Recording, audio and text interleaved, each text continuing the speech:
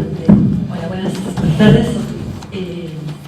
Bienvenidos a la presentación del libro Genocidio, un crimen moderno, reflexiones sobre el genocidio de la modernidad. En primer lugar voy a presentar a Jorge Elbaum, que es embajador del Ministerio de Relaciones Exteriores de Argentina.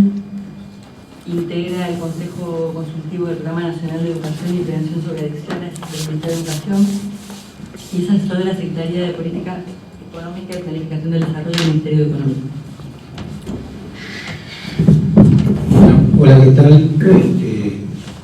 Buenas tardes para todos. Primero, un honor y una alegría estar acá compartiendo con Pato, un viejo amigo. Efectivamente se encarga siempre de mostrar la cantidad de años, que son muchos, más de 30, que nos conocemos y que nos conocimos en la militancia política.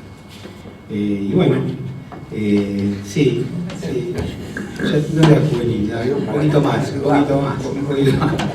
En la universidad, en la carrera de Sociología y bueno, sigo mucho los textos, los trabajos de Patricio, conozco su derrotero académico y hemos estado en forma paralela durante muchos años transitando situaciones convergentes, similares. Somos hijos de una época y los temas que aparecen, terminé de leer el libro hoy, los temas que aparecen en el libro, yo creo, y ese es el punto que me parece que quería compartir de alguna manera de la lectura que hice del material, los temas que tienen que ver con dos grandes preocupaciones que nos atraviesan como argentinos y también como parte de un grupo que se ha buscado exterminar a mitad del siglo XX, que han sido los judíos, la autoridad de Europa, ¿no? No fueron los únicos, esto es importante y Patricio obviamente hace referencia a eso. Está de moda el ocultamiento de otros actores que han sido perseguidos en esa época. En principio, por supuesto, el primer genocidio del siglo XX, los armenios, y conjuntamente con los judíos en la Europa occidental, oriental, también los testigos de Jehová, que hoy nuevamente están siendo perseguidos en Europa oriental, aquellos que han tenido una orientación sexual de alguna manera no legitimada socialmente, los gays, los militantes de izquierda, y ese es el nexo que me parece es relevante para hacer referencia a nuestra historia argentina, latinoamericana. Si uno piensa en las persecuciones de finales del siglo XX, y va desde, qué sé yo, desde México, pasando por Guatemala, El Salvador,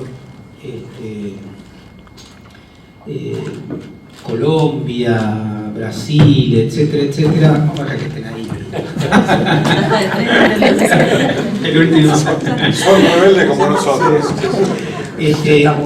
La verdad es que desde los años, bueno, en el siglo XX la persecución en América Latina a la izquierda ha sido un genocidio y ha tenido su expresión, por supuesto, en la Argentina, pero leí hace poco los 300.000 asesinados en Guatemala, que superan con creces, pero como son la mayoría de ellos pueblos aborígenes, tienen menos rostros, tienen menos nombres, y tienen sepultados muchas veces la memoria y los derroteros. Digo, pero pensarlo como en términos macro, ¿no? Pensar el siglo XX como también el corto siglo XX, si se quiere, a los Hobsbawm, como un lugar de persecuciones de actores colectivos, ¿no?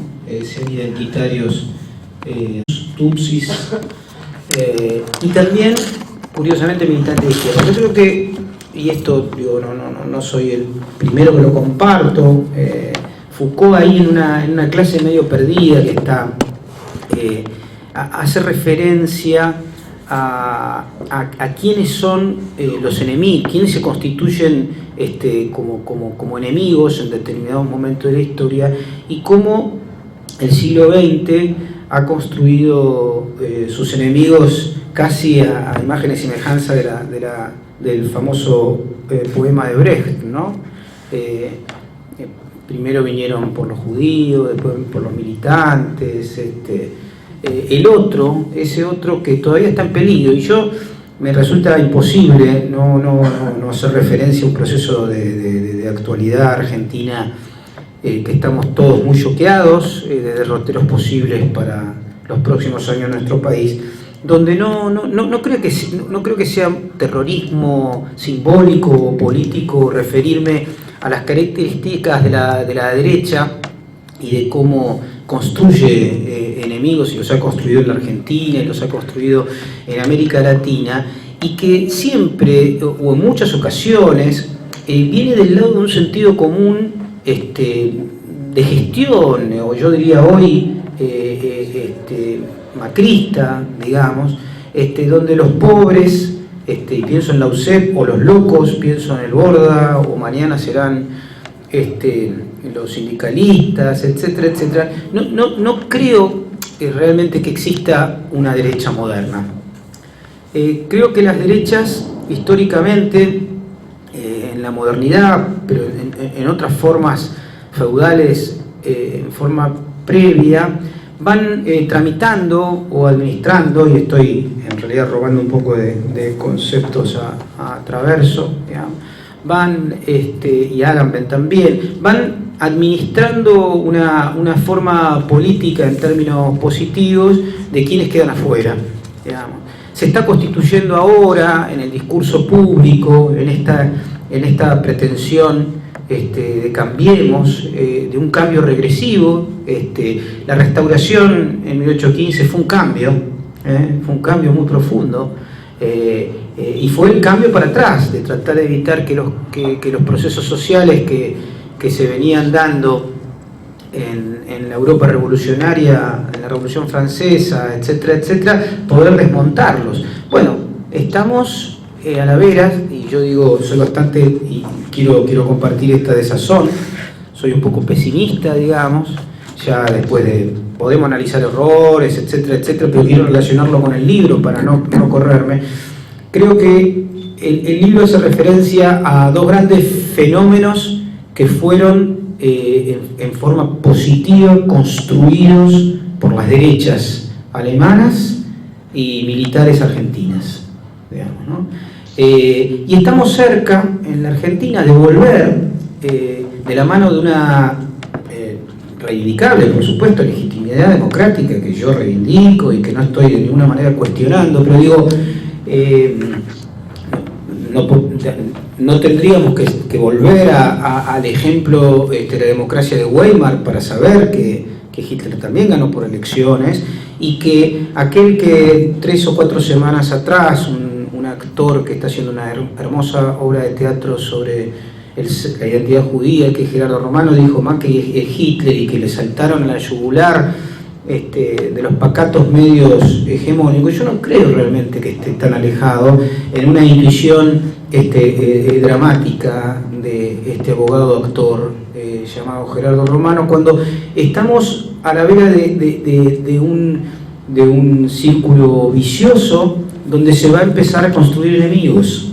Se van nuevamente a construir enemigos de forma, porque en realidad, y esto lo cita Pato de una manera muy lúcida en un acápite de Agamben, el tema no es cómo pueden suceder las cosas, ¿no? El tema es cómo están sucediéndose en la lógica de que pueda ser posible para una sociedad que la negación de la política, entendida como administración, como gestión, como equipo, es decir, la negación neoliberal de la política, se puede constituir en legitimidad, ¿no? Y cómo desde esa legitimidad automáticamente se están dando pasos obviamente, para la negación de la política, para la negación del debate político, y con esto para la negación y construcción de los enemigos, porque la anulación de la política implica, entre otras cosas, la negación del otro como sujeto político, de debate, de pelea en el ágora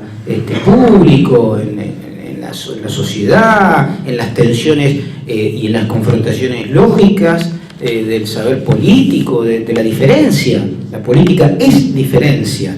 Y cuando se la anula, como dice Traverso, en términos de, no, eso es revulsivo, es pelea, es grieta, y le doy contenidos o palabritas de moda local, no son las palabritas utilizadas por Traverso, pero lo que está haciendo es referencia a eso. Volvemos realmente a pensar las temáticas genocidas, su anulación, su negación y su posible, quiero ser provocador un poco también, porque puede ser que triste y dolorosamente un lugar como este, conquistado a fuerza de dolor y de persecución y de politicidio, genocidio, no importa, esté ocupado por personajes siniestros que quieran administrar de forma negadora la memoria, ¿no? Y a mí es casi un sacrilegio en la lógica de aquellos que venimos de la militancia pensar que un lugar como donde han pasado compañeros y donde estos años se ha reivindicado lo mejor de la especie humana, que es la rebeldía, la construcción colectiva de un sujeto vinculado al amor al otro, etcétera, etcétera, que esto puede estar de alguna manera en vías posibles de ser ocupado y negado por actores vinculados a la derecha argentina. Por supuesto que, y no quiero irme del libro, pero realmente estoy hablando mucho del libro porque lo terminé hace un rato, creo que el gran tema del libro es cómo estamos o continuamos construyendo larvadamente en las sociedades y en las realidades políticas contemporáneas los genocidios por venir. Cómo de alguna manera todavía están montados en las cabezas humanas, en gran parte de nuestra especie, la posibilidad de que el palestino sea el enemigo, el aborigen, el pueblo originario, el inmigrante. Y cuento una anécdota de la cual Pato, por supuesto, también es cómplice conmigo. Hace poco, desde el llamamiento argentino judío, hicimos un texto que se llamaba, corrígeme Pato, ellos están bienvenidos, los sirios y palestinos, en el programa de la Cancillería, o algo así, que existe un programa para recibir familias sirias, y recibí mails diciendo, ¿por qué no te preocupas por los argentinos? ¿No? ¿Por qué no te preocupas por los argentinos? Porque estás preocupado por esa gente externa, como si en realidad, ahí está, en esa pregunta, no importa quién me la mandó, lo de menos, en esa pregunta está explicado el libro de Pato. Es ahí, es decir, si todavía existe un universo de legitimidad para que alguien se pregunte acerca de recibir a refugiados perseguidos por la guerra, o sea, nuestros abuelos, nuestros bisabuelos, los mismos refugiados no tenían estatus del ACNUR porque no existía en ese momento, pero no tenían pasaporte. Jorge, perdón, sí. No los vamos a dejar solos. No los vamos a dejar solos en el título del documentito que hicimos para avalar un programa de la Cancillería Argentina de recepción de inmigrantes palestinos y sirios a partir de los procesos migratorios terribles que están viviendo en Medio Oriente, ¿no? El libro de Pato tiene mucho sentido porque no estamos lejos de eso. Esto es doloroso decirlo y para ser provocador, aunque sea como mecanismo simplemente disruptivo, podemos a partir del 11 de diciembre estar más cerca nuevamente de eso. Pero más cerca no porque esté haciendo la convocatoria al peligro de un nuevo genocidio en la Argentina a la brevedad, sino porque los marcos de referencia positivos que permiten que el genocidio sea a futuro posible están dados en esa forma de pensar. En la forma de pensar de alguien que dice, pero ¿cómo vos te preocupás con un ser humano de allá y no de acá? Como si en realidad, digamos, estos seres humanos tuviesen una entidad inferior a otros, ¿no? Y si tiene una entidad inferior, en algún momento puedo ponerle una etiqueta, el famoso labeling que hablaba Goffman, puedo decir, ese es mi enemigo, ese tipo es un extraño, ¿no? Ese tipo es peligroso, ese tipo es terrorista, ¿no? Porque es musulmán, etcétera, etcétera, cuando en realidad ni siquiera desde el punto de vista analítico resiste esto. Hay 2.000 millones de musulmanes en el mundo. Yo siempre digo y hago esta cuenta, ¿no? Imagínense si esa tercera parte de la humanidad actual realmente estuviese vinculado al fundamentalismo, en qué mundo estaríamos viviendo, ¿no? Y es decir, una ínfima posición muy inferior en términos proporcionales al fundamentalismo católico del siglo XIII al XVII, que se cargó 100 millones de personas en la Inquisición, en la hoguera. Por eso todos los movimientos religiosos en el mundo tienen su etapa fundamentalista.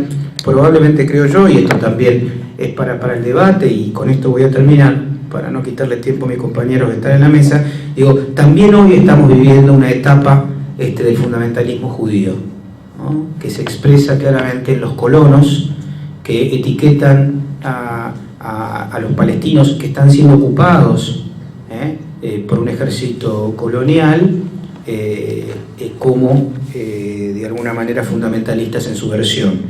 Creo que vamos a tener que volver a leer estos textos. Creo que es importante que se siga reflexionando sobre esto, y sobre todo más en un país y en un continente que tenemos tan fresca la memoria de nuestros muertos, y que tenemos que estar preparados por los próximos que puedan venir, en todos los términos que sean, porque realmente la historia es mentira que se acabó, y las luchas sociales no van a parar en la medida de que existan estas grandes distancias que se acrecientan en el mundo en términos sociales, económicos y educativos, y realmente creo que tenemos que no creer que es parte del pasado, que actualiza no solamente un libro, sino las realidades del mundo. Nada más, gracias.